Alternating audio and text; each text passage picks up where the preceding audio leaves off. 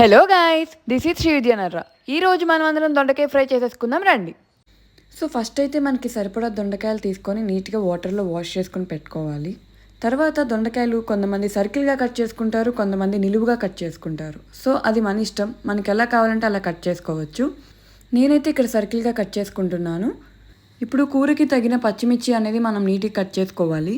కొంతమంది ఓన్లీ కారం వాడతారు, కొంతమంది ఓన్లీ పచ్చిమిర్చి వాడతారు. నేనైతే ఇక్కడ రెండు యూజ్ చేస్తున్నాను టేస్టీగా ఉండడానికి. ఇప్పుడు కూరకి సరిపడే ఉల్లిపాయ తీసుకొని సన్నగా కట్ చేసుకోవాలి. ఉల్లిపాయ అనేది ఎక్కువ అయితే కూర అనేది స్వీట్నెస్ ఎక్కువ వస్తుంది, అందుకని సరిపడే వేసుకోవాలి. ఇప్పుడు స్టవ్ మీద ప్యాన్ పెట్టుకొని తగినంత ఆయిల్ వేసుకోవాలి.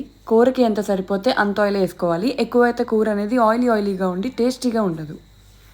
స్టవ్ అనేది లో ఫ్లేమ్లో పెట్టి తాలింపు వేసుకొని, తాలింపు అనేది మాడిపోకుండా ఉండడానికి మనం లో ఫ్లేమ్లో పెట్టుకోవాలి. తాలింపు అనేది వేగాక మనం ఏవైతే పచ్చిమిర్చి కూర కోసం కట్ చేసుకున్నామో ఆ పచ్చిమిర్చి అనేవి వేయించుకోవాలి.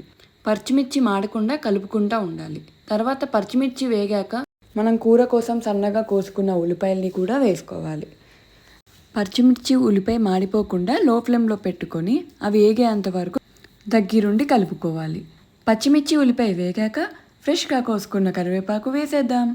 అన్నీ ఒకసారి కలిపేశాక మనం ఇందాక ఏవైతే దొండకాయ పీసెస్ అనేవి ఫ్రెష్గా కోసి పెట్టుకున్నామో అవి మనం ప్యాన్లో వేసేసుకుందాం.